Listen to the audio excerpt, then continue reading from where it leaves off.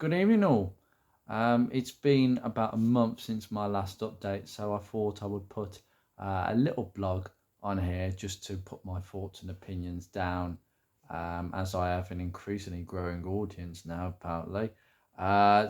Majority of which are Ford people, particularly for the Focus Mark 1 videos, which I'm really pleased about because I have put a lot up there.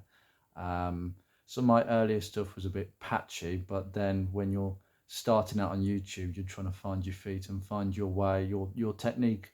What sort of videos would you like to make? How are they going to look? What's most easiest? And I found my niche with the Project Beatrix videos. Um, and that's a format that I will stick to for some time. And it's a format that people obviously enjoy. If you don't, go away. There are plenty of other channels out there at the end of the day. Um, I'm mostly I watch Hubnut. I love. Who doesn't like Ian's videos? It's just down to earth, classic and modern classic motoring. He has some really nice cars that otherwise you would never even contemplate looking at. I have not met Ian. I have not met Matt of Furious Driving, who I also follow, and being someone who enjoys Rovers, who has had a P6 himself. Definitely, I follow his channel quite a bit and the variety he has. There's a few other channels. The Project Nigel channel, if you've ever heard of that, I only discovered that about 6 months ago. And if it wasn't for that channel, I don't think I'd have looked at Rover 25s and 45s. I have been looking for a Rover for quite a while, from sort of the late 90s, early noughties. Something that needs work, but is modern enough to be quite reliable, like a Focus Mark 1, he says. Beatrix is being quite temperamental at the moment. I will not give too much away, but we are having some electrical issues, to say the least. Um, at the time that I'm doing this update, we're in the middle of the brakes, and the back brakes are being an absolute pain. I thought that I could get them unseized and moving, but they're too far gone. They're too seized. The seals have gone, and it is a common thing, and you can get the calipers easy. So they are, as of the timing of the video, they are coming, and they will be fitted 100%. That will be a good video to watch. Um, we are yet to. We have, as of now, I have installed the head, but there were teething problems, so that will be coming soon. And yeah, there's going to be a lot more videos. This is not a quick turnaround. My goodness me, thinking that I could buy the car and have it up and running in a month is naivety at best. And we all think it, no matter how experienced you are at cars, you always think whatever time you think it's going to take, triple it. And that's not just for any specific job on a car, but an overall plan of how you see things. I am doing more before I get the MOT done than what I wanted to. I'm doing the work that kind of I feel that needs to be done now. There's no rush. I've got Focus. That is my main car still. It is 20 years old and it is just ticking over so nicely. Touch wood on that one. The only thing that I have spoken about this, I don't think I haven't done a video of it as of yet. I need to change the stretch belt, the stretch auxiliary serpentine belt, because obviously my Focus does not have a tensioner. And that is a video that will only apply to Mark 1 owners who own a facelifted Focus 1.6 without air conditioning. That is specifically how niche the car is. You will not have a stretch belt on any other Focus Mark 1. They are a pain.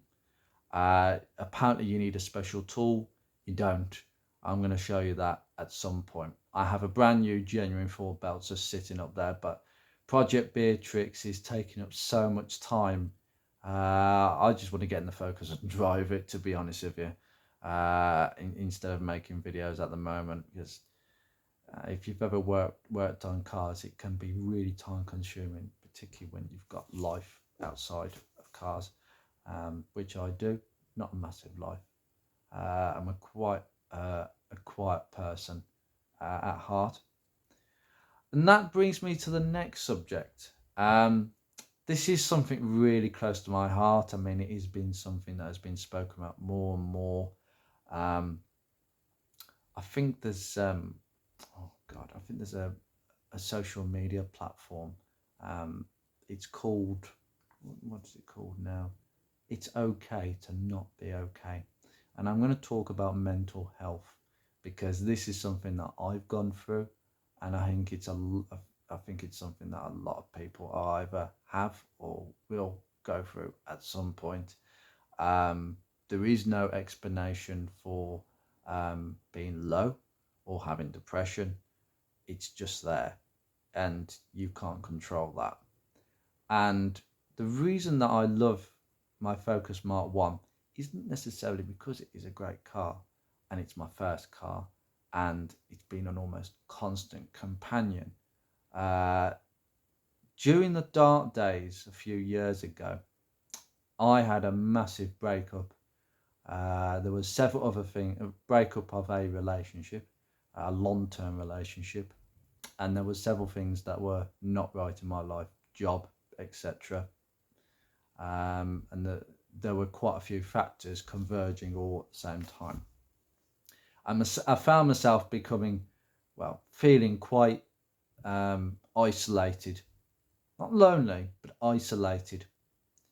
And the only thing that kept me going for 6 months, and I would say a period of 6 months where I struggled a lot with day-to-day stuff,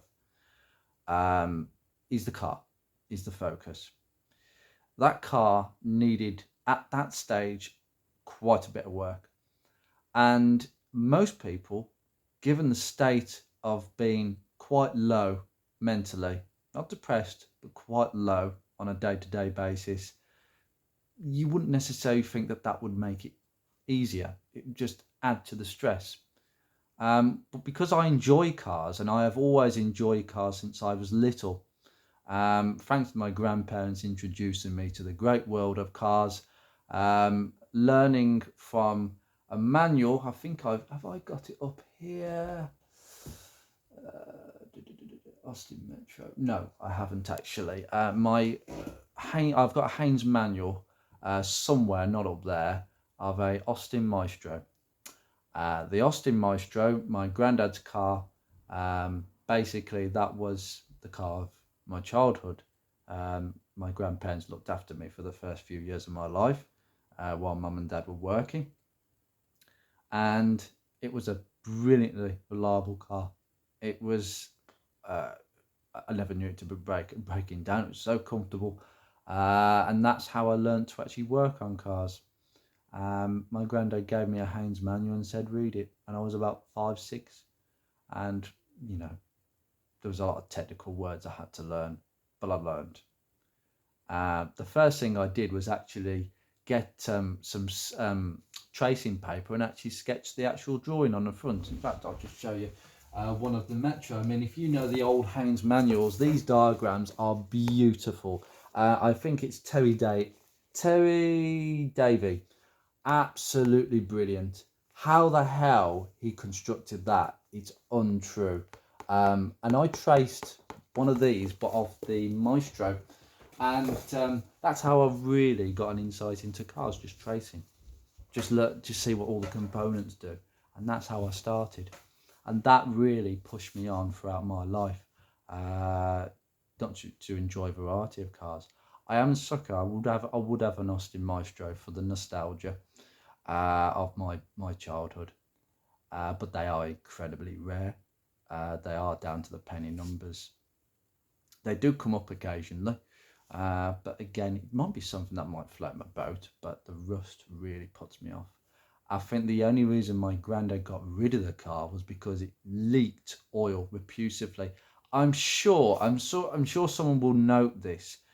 The engine, I think it was an 89 plate. Now it was a 1.6. Is that, I'm sure it was the 1.6 because I can't recall it being the 1.3 A series. It was too smooth and too quick. The A series was okay in a Maestro, and they even put it in a Montego, and I think that would have been extremely slow. The 1.6 was the S series, but it leaked oil quite a bit, and I think it was the crankshaft rear seal that had gone between the gearbox and the engine. Oh dear. So Grandad got rid of it and bought a Corsa B, which was really good as well. He had that for 8 years until that rotted out. Then he had a Fiesta, Mark IV Fiesta, finesse. Was it a finesse or something? It was white. I didn't like it. It was a pre-facelift, but it was a bit scabby and rotten. And the 1.3 Kent Endura E engine was a bit tappy. It had been neglected quite a bit. That set me on the course of the rest of my life, and that helped during probably the darkest period that I've had so far in my life. For 6 months, I literally spent most of my time outside on that driveway, literally putting the focus on jack stands, rebuilding the suspension, rebuilding quite a few things underneath, and I actually enjoyed it. I put myself fully into the car. It was just around the time I got rid of the P6. The P6 was becoming quite expensive, and I needed the money at the time. That was partly the job issue. So yeah, that was moved on, but it was moved on, I'd say, at the right time. I'd had enough of the car to the point where I didn't want to keep it. I didn't want to keep it in a lockup where I knew I wouldn't be using it for years. That is just not me. I'm not selfish like that. I'll just give it to somebody to enjoy, because these cars are not around forever. I am not that selfish. And literally the day-to-day task of doing jobs on the car, problem solving, it really kept my mind occupied, and it gave my mind something to focus on, instead of the negativity.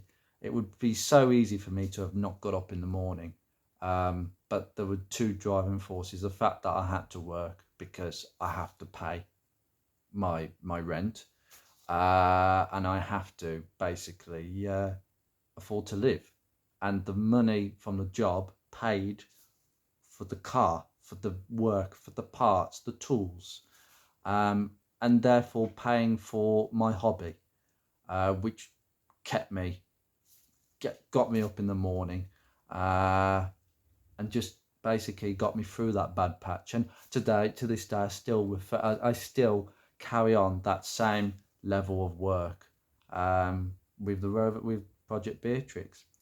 It is something that I've not stopped.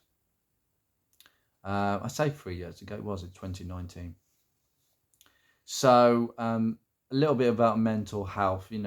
Honestly, always talk to somebody, always speak to somebody, no matter how stupid you think it might sound. If you're going through a low patch, I found an escape with cars, and cars have allowed me an enjoyment beyond anything that I can imagine, a focus, and that is something that the cars have given me, that the focus has given me. So the car, I've given that back to the car.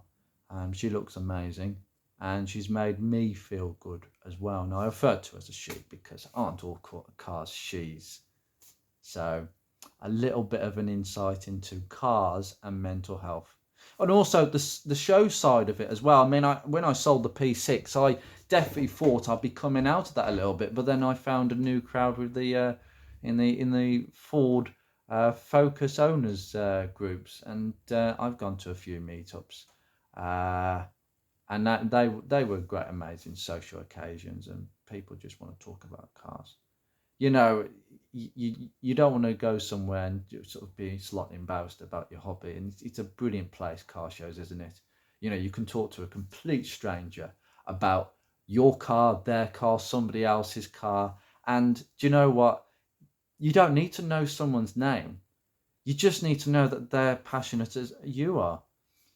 And you can talk completely, in a geeky, well, whatever you call it, a geeky, non-obtrusive manner about your hobby. And it's a great place to be.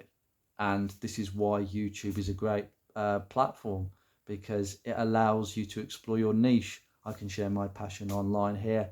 Facebook doesn't really let me do that, and I've previously been doing a lot of my particular work on the focus via Facebook.